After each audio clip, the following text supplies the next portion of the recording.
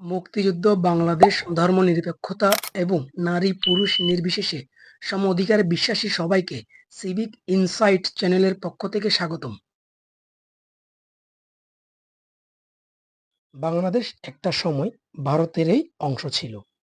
আমরা ভারতের দাসত্বে ছিলাম এমনটা কিন্তু নয়। আমরা মূলত ভারতেরই নাগরিক ছিলাম। ভারত এবং ভারত থেকে আলাদা হওয়া পাকিস্তান নামক রাষ্ট্রের নাগরিকরা নিজেদের যদি মানুষ ভাবত, তাহলে হয়তো আমরা আজও ভারতের নাগরিক হয়ে থাকতাম। আমরা আর পৃথক হতাম না। একটা দেশে অনেক ধর্মের লোকই তো বাস করে। বাংলাদেশেও আছে। কিন্তু ওই যে মানুষ তো আগে মানুষ হয়ে থাকতে চায় না। আগে ধার্মিক হতে চায়। ধার্মিক হয়েও যদি মানুষ মানুষের মতো করে চিন্তা করত, তাহলে দুনিয়ায় ধর্মকেন্দ্রিক যত দাঙ্গা হয়েছিল বা এখনো হচ্ছে তা আর হতোই না। তখন বাংলাদেশের আজকের যেসব মুসলমান ভারতকে ঘৃণা করে, ভারত বয়কটের ডাক দেয়, তারাও ভারতীয় নাগরিক হিসেবে গর্বিত বোধ করত। ধর্মভিত্তিক রাজনীতির কারণে হিন্দু মুসলমানের জমিন আলাদা করে দেওয়া হলো সেই ৪৭-এ। অথচ মজার বিষয় হচ্ছে, একটু বড় করে চিন্তা করলে এটা বোঝা যেত যে এই হিন্দু ও মুসলমান কিন্তু একটা পৃথিবীর মাটিতেই বাস করছে। যে পৃথিবীটা একই মাটিতে হিন্দু মুসলমান নিয়ে সূর্যের চারপাশে অনবরত ঘুরছে। এই ব্যবস্থা না হয় যুক্তিযুক্ত হতো যদি মুসলমান বা হিন্দুদেরকে আলাদা কোনো গ্রহে পাঠিয়ে দেওয়া হতো। কিন্তু কাজের মতো কাজ তো আর হলো না। ধর্মানুভূতির সুরসুরি যাদের বেশি, সেই মানুষগুলো আসলে কোনো কাজের কাজ করতে পারে না। এইসব ধর্মীয় অযাচিত সুরসুরির কারণে আমরা আমাদের আদি পরিচয় জলাঞ্জলি দিয়ে দুই ভাগের একটা দেশ হলাম। ভারতের অত্যাচারে এই ভাগের মাটির মানুষেরা স্বাধীনতা চায় নাই, কিন্তু চাইল কখন? যখন নিজ ধর্মের মানুষের থেকে তারা অত্যাচারিত হতে থাকলো। এই যে পশ্চিম পাকিস্তানের দ্বারা একটানা নানা রকম অন্যায় চলছিল, এই ব্যাপারটা বর্তমান প্রজন্মের কেউ মানতেই চায় না। ওই যে ধর্মানুভূতির বিষয়টা, পাকিস্তান মুসলিম রাষ্ট্র, এ কারণে পাকিস্তানের কোনো দোষ নেই।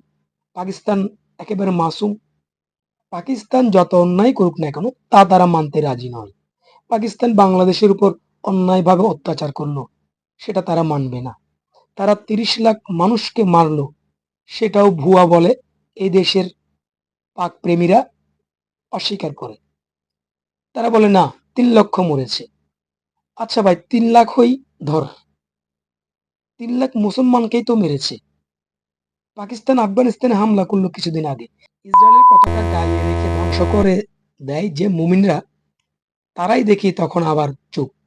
পাকিস্তান যে আফগানিস্তানে হামলা করছে এটা তারা মানতেই চায় না। কেন? কারণ তারা মুসলিম রাষ্ট্র। এমনকি সেই অনেক বছর আগে যখন টাকার বিনিময়ে এই পাকিস্তান আর্মি হাজার হাজার ফিলিস্তিনিদের হত্যা করেছে, এটাও এই প্রজন্মের মূর্খ মুমিনরা মানতে রাজি নয়।